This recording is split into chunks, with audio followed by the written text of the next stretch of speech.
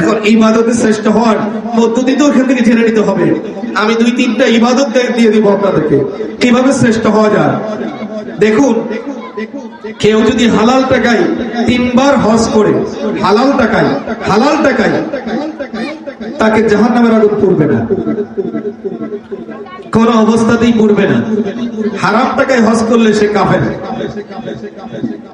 হারাম টাকায় হজ করার আগে হারাম খায়া সে ছিল মুমিনে ফাসিক। সে কি ছিল?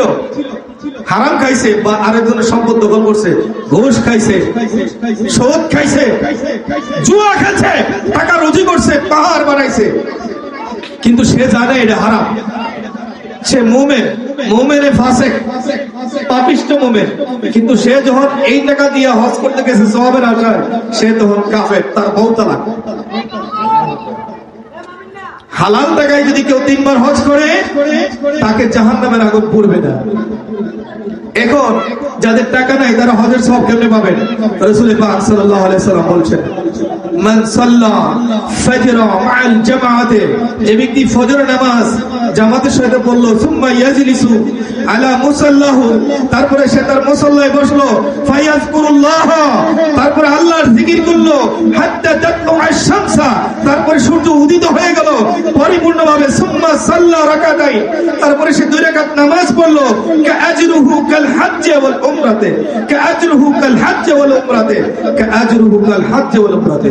আল্লাহ রাসূল বলেন, তাকে যে ব্যক্তি ফজরের নামাজ জামাতের সহিত পড়ে, মুসাল্লায় বসে আল্লাহর জিকির আজকার করে, কোরআন তিলাওয়াত করে, সূর্য উদিত হওয়া পর্যন্ত অপেক্ষা করলো, অর্থাৎ সূর্য উদয়ের শুরু থেকে 15 থেকে 20 মিনিট অপেক্ষা করে, সর্বনিম্ন 15 মিনিট, 15 থেকে 20 মিনিট অপেক্ষা করে 2 রাকাত নামাজ পড়ে, আল্লাহ রাসূল বলেন তার আমলনামায় একটা হজ, একটা উমরা, একটা হজ, একটা উমরা, একটা হজ, একটা উমরার সওয়াব দান করবে।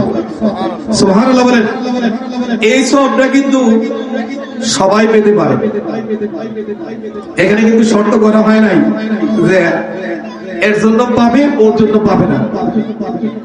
তাহলে এটা একটা। আরেকটি আমল দিচ্ছি, রাসূল পাক সাল্লাল্লাহু আলাইহি সাল্লাম বললেন, মান তাহহারা, যে পবিত্রতা অর্জন করলো, সুম্মা খারাজা মিন বাইতিহি ইলা সালাতিল মাকতুবা, যে ব্যক্তি বাড়িতে পবিত্রতা অর্জন করলো, ওযু করলো অথবা গোসলের জন্য গোসল করলো, তারপরে বের হলো সালাতুল মাকতুবা কি পড়ার জন্য?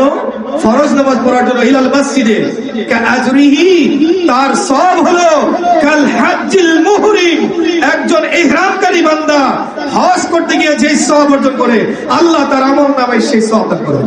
সুবহানাল্লাহ। তরিকত সম্মেলন থেকে এগুলো নেবেন,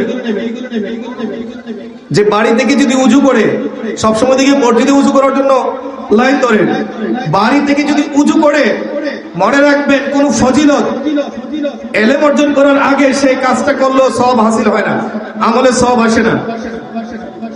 আপনি জানেন না এই সওয়াব পাবেন না, কিন্তু আপনি জানেন, জানার পরে আমল করলেন, নিয়ত করলেন, এরপরে আল্লাহ ওই সওয়াব দান করবেন। সুতরাং এই জন্য তরিকত সম্মেলনে আসা উচিত। এসে জেনে নেবেন, জেনে নেন বাড়ি থেকে উঁচু করে মসজিদে জামাতের জন্য নামাজ পড়তে গেলে আল্লাহ তাআলা আমলনামায় একটা হজের সওয়াব দান করেন। সুবহানাল্লাহ। একটা হজের সওয়াব কত জানেন? একটা হজের সওয়াব কত জানেন? একটা হজের সওয়াব কত শুনুন। একটা হজ করতে একটা ব্যক্তির মক্কা মদিনায় কমপক্ষে 15 দিন অবস্থান করা লাগে, ঠিক না?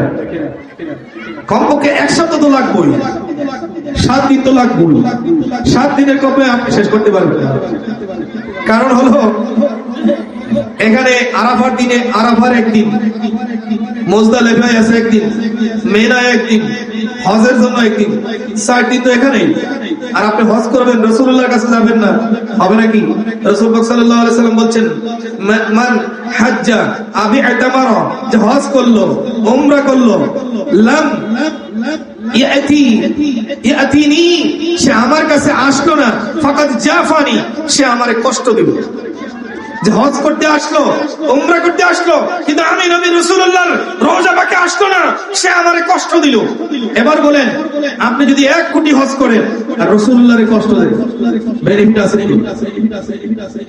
There is no benefit, there is no doubt, it is destroyed, completely destroyed. রাসূলুল্লাহর প্রেম থাকলে একটা দিয়েও হয়ে যেতে পারে, ঠিক না বলেন? আচ্ছা, 15 দিন অবস্থান করলে কি সওয়াব পাওয়া যায়? আপনি যদি টানবান্দাইলের জামে মসজিদে না, বাইতুল মুকাররমে 1 লক্ষ দিন 5 ওয়াক্ত নামাজ জামাতে পড়েন, তাকবীর উলা সহ, যেই সওয়াব হবে কাবা শরীফের আঙ্গিনায় একদিন 5 ওয়াক্ত নামাজ পড়লেই আল্লাহ আপনার আমলনামায় তা দিয়ে দিবেন। সুবহানাল্লাহ। চিন্তা করছেন? আমি হিসাব করছি, আমাদের এই দেশে 53 বছর 4 মাস একাধারে কোন ব্যক্তি যদি মসজিদে তাকবীরে উলা সহ জামাতে নামাজ পড়ে, কাবার আঙ্গিনায় 1 ওয়াক্ত পড়লেই আল্লাহ তার সমান সওয়াব দেন। সুবহানাল্লাহ বলে। তাইলে 15 দিনে সে কি সওয়াব হাসিল করতেছে? এরপরে আরাফার ময়দানে কি অবস্থা? আরাফার ময়দানে গিয়ে যা চায় আল্লাহ তাই দেয়। জাবালের রহমতের মধ্যে যা চাই তাই দেয়, যা চাইবেন তাই দিবে। মিনায় কি আছে, সাফা মারওয়ায় কি আছে? আমার রাসূলুল্লাহর রওজা তো জান্নাতেরই বাগান। সুবহানাল্লাহ বলেন। রাসূলুল্লাহ সাল্লাল্লাহু আলাইহি ওয়াসাল্লাম বলেন, মা বাইনা বাইতি ওয়া মিনবারি রাউদাতুম মিন রিয়াদিল জান্নাহ ওয়া মিনবারি আলা হাউজি। এই জগৎবাসী শুনো, আমার রওজা পাক, আমার ঘর, আমার মিম্বর, মাঝখানের জায়গাটা জান্নাতের বাগান সমূহ থেকে একটি বাগান, আর আমার মিম্বর হাউজে কাউসারের উপর স্থাপন করা হয়েছে। সুবহানাল্লাহ বলেন। এই হাদিসের ব্যাখ্যা করেছেন সকল মুহাদ্দিসিন কেরাম, বলেছেন রাসূলুল্লাহর রওজা মুবারক এবং মিম্বরের মাঝখানের জায়গাটা জান্নাতের বাগান, সরাসরি জান্নাত থেকে স্থাপন করা হয়েছে। আবার এই জায়গাটা সরাসরি জান্নাতে স্থাপন করে দেওয়া হবে, কোনো চেঞ্জ হবে না, কোনো চেঞ্জ হবে না। যেভাবে আছে এইভাবেই জান্নাত থেকে এখানে রাখা হয়েছে, আবার জান্নাতে এখান থেকে এভাবেই রেখে দেওয়া হবে। সুবহানাল্লাহ বলেন। আপনি যদি পৃথিবীতেই যদি দুনিয়ার সচক্ষে যদি জান্নাত দেখতে চান, আমার রাসূলুল্লাহর রওজা পাকে গিয়ে রাসূলুল্লাহর রওজা দেখেন। সুবহানাল্লাহ বলেন। এবার সওয়াব কি হয় বুঝেন?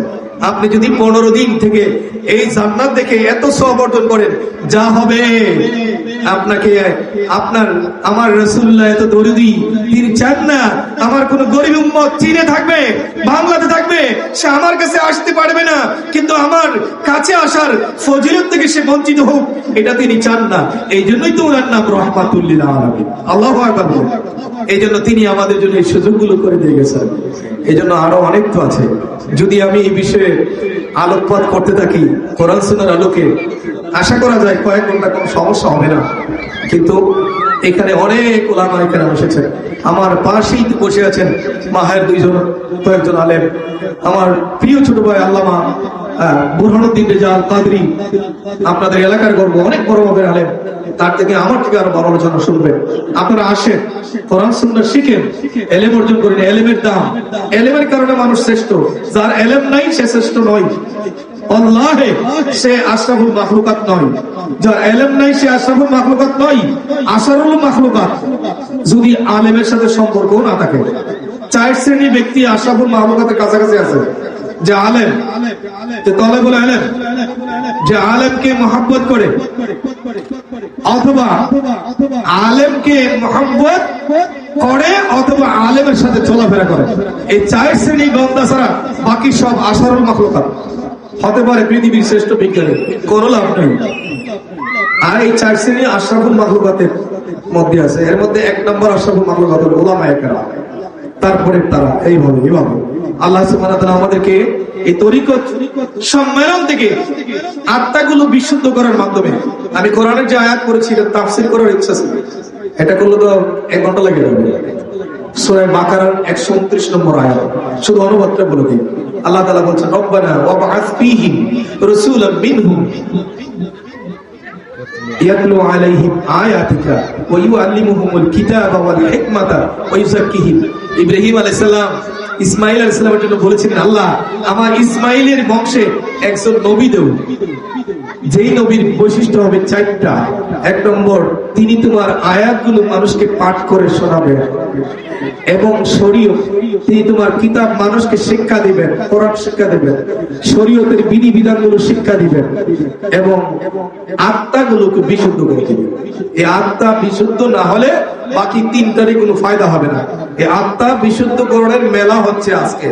এজন্য আমি ওলামায়ে কেরাম আমার পরে যারা আলোচনা করবেন আপনাদের কাছে আমার অনুরোধ থাকবে যেন আজকের এই মাহফিলের শিরোনাম আপনাদের আলোচনার জন্য ধারাবাহিকতা শিরোনামের মধ্যে থাকে, যেন শিরোনামের মাধ্যমে মানুষ যারাই আসে তারা যেন কলব একটু হলেও পরিষ্কার করে বাড়িতে দিবে। ওমা তাওফিক ইল্লা বিল্লাহ। আসসালামু আলাইকুম ওয়া রাহমাতুল্লাহ।